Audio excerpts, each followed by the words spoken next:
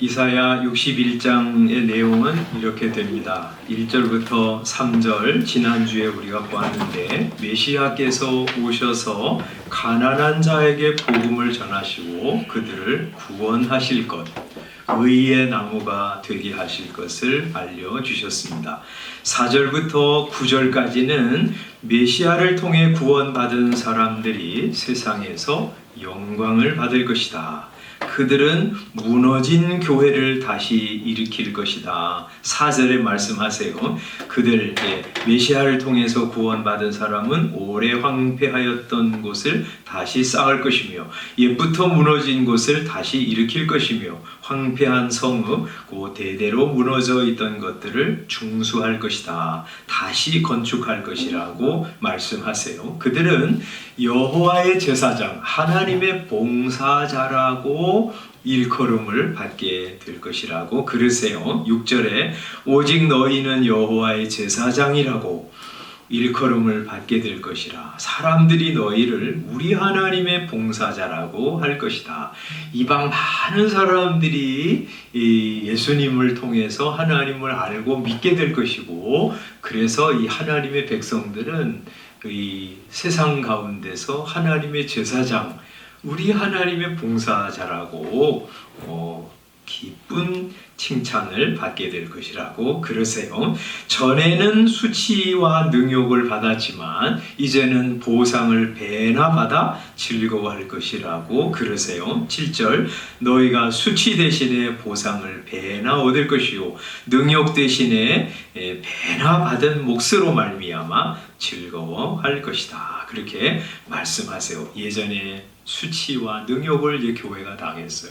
그런데 예수 그리스도께서 오셔서 새롭게 세우시는 교회는 세상에서 영광과 칭찬을 받게 될 것이라고 하십니다. 세상이 그들을 알아줄 것이요 여호와께 복받은 사람이라고 부를 것이라고 9절에 말씀합니다. 그들의 자손을 문나라 가운데에 그들의 후손을 만민 가운데 알리리니 무릇 이를 보는 자가 그들은 여호와께 복받은 자손이라고 인정하리라. 그렇게 말씀하십니다. 우리 메시아를 통해서 구원받은 사람은 하나님의 교회를 세우는 사람들이 될 것이고, 하나님과 세상 사이에서 복을 전달하고 세상을 위해서 축복하고 기도하는 여호와의 제사장이 될 것이고, 많은 세상 사람들이 하나님의 백성들을 당신들은 복받은 사람들입니다 하고 칭찬하고 인정할 것이라고 하십니다.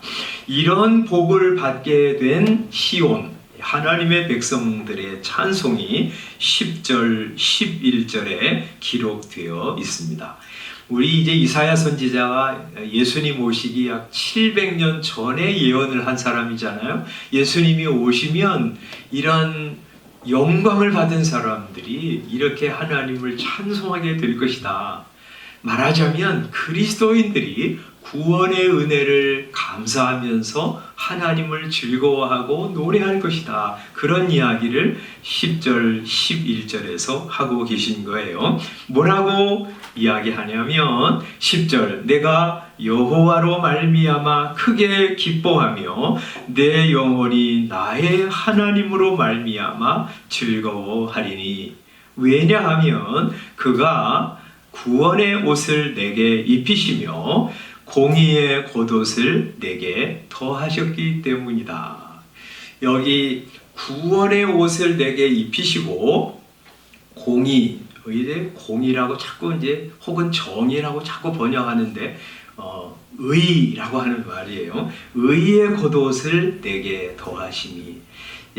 전에 우리 사용하던 개역 한글 성경에서는 의의 겉옷을 내게 더하셨다. 이렇게 이제 표현하고 있어.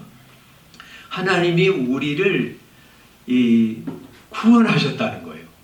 그리고 우리를 의롭다고 칭해 주셨다는 말입니다. 그 이야기를 하고 있어요. 그런데 왜 그것을 이렇게 표현했냐면 구원의 옷을 내게 입혀주시고 의의 겉옷을 내게 더하셨다 하고 표현하냐면 우리 스스로는 이 구원을 이룰 수 없는 사람들인데 마치 우리를 깨끗하게 쓰시고 그리고 좋은 옷을 입혀주셔서 영광스러운 사람이 되게 하셨다. 이제 그런 이야기를 하고 계신 것이에요. 그 구원하신 것, 우리를 의롭다 하신 것이 얼마나 아름다운 일인지를 이렇게 이제 비유하세요. 신랑이 사모를 쓰며, 사모라는 말은 1번 하고 제일 이제 성경 밑에 가 보면 제사장의 관, 이렇게 이제 히브리어로 쓴다, 이렇게 표현되어 있잖아요. 그러니까 이게 사모라는 말은 제사장의 관, 제사장에 쓰는 모자라고 하는 말이에요. 신랑이 말이죠. 그냥 모자를 쓰는 게 아니라 제사장의 모자를 쓰고 있는 것처럼 영광스럽다는 거예요. 제사장이 모자는요, 그 앞에다가, 모자 앞에다가 금으로 이렇게 태를 말하자면 판을 이렇게 만들어가지고 금으로 거기에다 여호와께 성결 이렇게 이제 적고요. 그 모자를 쓰고 살아계신 하나님께 예배하러 들어갔어요. 마치 그런 것처럼 이 신랑이 제사장의 관을 쓰는 것처럼 영광스럽게 된 것. 성도가 구원받은 것, 죄인이 의인된 것이 이렇게 영광스럽다는 거예요. 또 신부가 자기 보석으로 단장함 갖게 하셨습니다. 신부가 예쁜 보석을 막 머리에도 옷에도 이렇게 해가지고 자기를 예쁘게 꾸미잖아요. 그러면 이야 예쁘다 그러잖아요. 그런 것처럼 하나님께서 성도를 구원하신 것이 이렇게 아름다운 일이라는 거예요. 구원받은 것은요, 보통 일이 아니에요.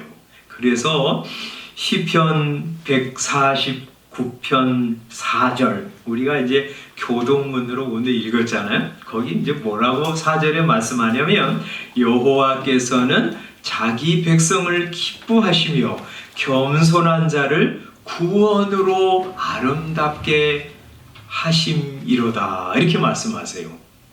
하나님이요, 은혜를 구하면서 나오는 사람들을 구원하세요.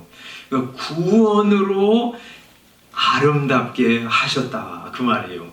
말하자면 하나님이 어떤 사람을 구원하시면 그 사람은 이제 영광스럽고 아름다운 존재가 됐다는 거예요. 사람이 말이죠. 본래는 아름다운 존재였어요. 그죠? 하나님이 아담과 하와를 창조하실 때 얼마나 탁월하고 신묘막측하고 아름다운 존재로 지으셨어요.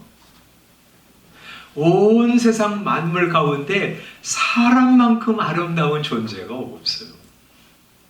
안치환이라는 사람이 꽃보다 아름다워 막 그렇게 노래했지만 그게요 무슨 과장이 아니에요. 정말 사람은요 꽃보다 아름다운 존재인데, 그런데 왜 이렇게 이상하게 변질이 되었어요? 모든 면에서 괴상한 존재가 되었잖아요. 무엇 때문에? 죄 때문에. 그런데 우리 주님께서 죄인들을 위하여 죽으시고 죽으신 그를 믿는 성도들을 구원하실 때 그 성도는 변화가 되어서 아름다우십니다. 그래서 예수 믿는 사람 보면요, 아름답고 영광스러운 존재가 돼요. 그 사람이 무슨 외모가 어떻든지 상관없이, 그 사람이 세상에서 얼마나 많은 것을 가졌는가는 상관없이 그 사람은 정말 아름다운 존재가 됩니다. 여러분, 예수 잘 믿는, 이상하게 극단적으로 믿는 사람 말고 정말 예수님 믿고 의지하고 사랑하면서 사는 정말 참 경건하게 주님을 섬기는 사람 보면 그 사람은 아름답고 귀해요. 제가 다닌 우리 합동신학대하고 대학교 우리 초대 학장이셨던 박윤선 목사님, 그분을 만나고 이제 이렇게 나온 사람들 그런 이야기를 많이 하는 걸 들어봤어요. 그분하고 이렇게 만나고 그 이제 나오면 그런 생각이 든대요. 이렇게 야, 내가 주님을 사랑해야지. 말씀대로 살아야지. 주님 나라를 위해서 내가 내 인생을 드려야지 하고 경건히 옷깃을 여미고 그런 마음을 가지고 나온다. 정말 예수 믿는 사람은요, 그런 향기가 풍겨나요. 아직도 우리 부족한 것 너무 많지만 예수님을 구주로 믿고 예수님과 함께 동행하면서 살아가면 점점 그런 사람으로 변모되어 갑니다.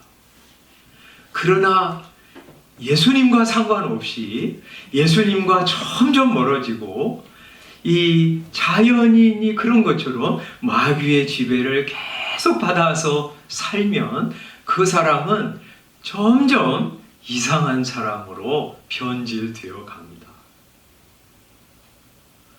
아마 이렇게 말을 할 수 있을 거예요. 저 오른쪽에는 가장 아름다우신 예수님이 계셔요. 저 왼쪽 끝에는 이 세상에서 가장 혐오스럽고 흉측한 마귀가 존재합니다. 우리는 이 가운데 살아가고 있어요. 어떤 사람이 세상에 태어나면 다 마귀의 지배를 받으며 살아요. 마귀가 충동하고 사주하는 것대로 말하고 행동하고 생각하면서 그렇게 살아갑니다. 그리고 마귀에게 점점 사로잡히면 그 사람은 점차로 마귀를 닮은 사람이 되어가요. 여러분, 이 세상에 최악의 지도자들이잖아요. 600만 명 유대인들을 죽인 히틀러, 혁명으로 수천만 명을 죽인 레닌, 스탈린, 모택동, 김일성, 김정일, 김정은, 이런 사람들, 최악의 지도자들, 그리고 몇십 명을 막 죽인 연쇄 살인범, 또 희대의 사기꾼, 이런 사람들을 다 모아놓으면 거의 마귀의 형상을 우리가 형성할 수 있어요. 아, 마귀가 이런 사람이고 이런 존재이구나 하는 것들을 짐작할 수 있습니다. 제가 이제 전도사 때 우리 여전도사님, 연세가 많이 드신 분인데 그분이 이제 김일성 대학을 이렇게 다니신 분이에요.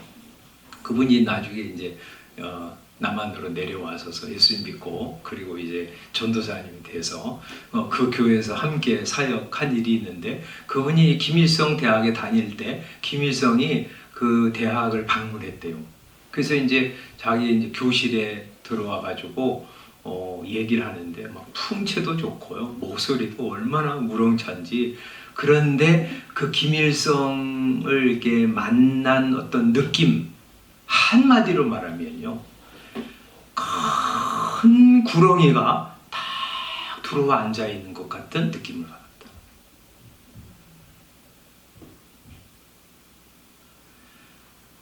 마귀의 지배를 받고요, 마귀가 하자는 대로 하고 마귀의 사주를 받아서 사는 사람들은 점점 마귀를 닮아갑니다.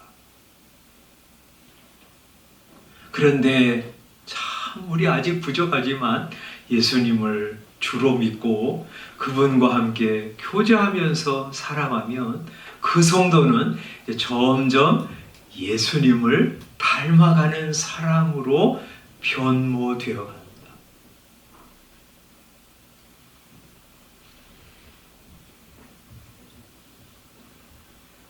그도 그럴 것이 가장 아름답고 고귀한 예수님이 우리를 구원하셔서 예수의 사람 되게 하시고 예수님의 사람으로 만들어 가시니 그리스도인들은 점점 아름답고 사랑스러운 사람이 되어 가는 것입니다. 그래서 예수 믿은 성도는 자기를 말이죠. 하나님의 은혜로 그리스도의 사랑으로 새롭게 된 하나님의 성도, 하나님의 작품이다 하고 생각하면서 감사해야 되고요. 저 에베소서 2장 10절에는요 그런 말씀을 하고 계신데, 한번 에베소서 2장 10절을 보면 이런 말씀을 하고 계세요. 2장 10절, 우리는 그가 만드신 바라 그리스도 예수 안에서 선한 일을 위하여 지으심을 받은 자니 이 일은 하나님이 전에 예비하사 우리로 그 가운데서 행하게 하려 하심이라. 우리는 그가 만드신 바라. 이 말은 우리는 그의 작품이다, 이런 말이에요. 여러분, 예수님이 우리를 영광스럽게 만드시려고 자기 생명을 희생하셨어요. 그래서 성령께서 우리를 찾아오셔서 예수 믿게 하시고, 예수 믿을 때 우리를 아름다운 존재, 영광스러운 사람으로 만드신 거예요. 그래서 우리는 주님의 작품이에요. 그리고 우리 주님의 작품인 이 하나님의 성도를 한번 딱 만드시고 그냥 내버려 두시는 것이 아니라 점점 더 주님이 기뻐하시는 사람, 주님이 흡족할 만한 사람으로 만들어 가세요. 작품을 만들어 가시는 거예요. 그래서 우리가 주님의 작품이고요. 다른 말로 하자면 우리가 명품이에요. 여러분, 명품이 우리를 품위 있게 하는 것이 아니에요. 주님의 은혜로 구원받은 성도는 그 자체가 명품이에요. 그래서 속이 허한 사람이 막 수백만 원짜리 핸드백 들고 다니고 그러는 거지. 우리가 명품인데 거기다 뭘 더해요? 그런 거 필요 없는 거예요.